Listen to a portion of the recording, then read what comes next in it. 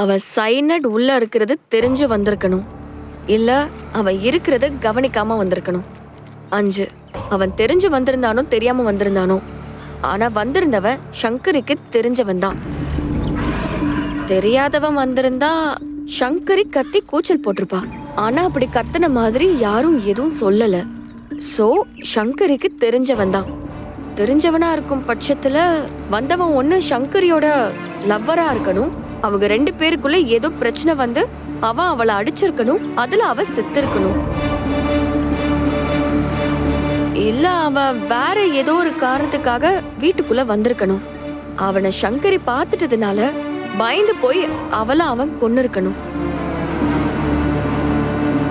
நீங்க நினைக்கிற மாதிரி எதுவும் திருட்டு போகலங்கிறதெல்லாம் உண்மை இல்ல. வீட்ல ஏதோ ஒண்ணு திருட்டு போயிருக்கு. அது யாருமே எதிர்பார்க்காத ஒண்ணா இருக்கலாம்.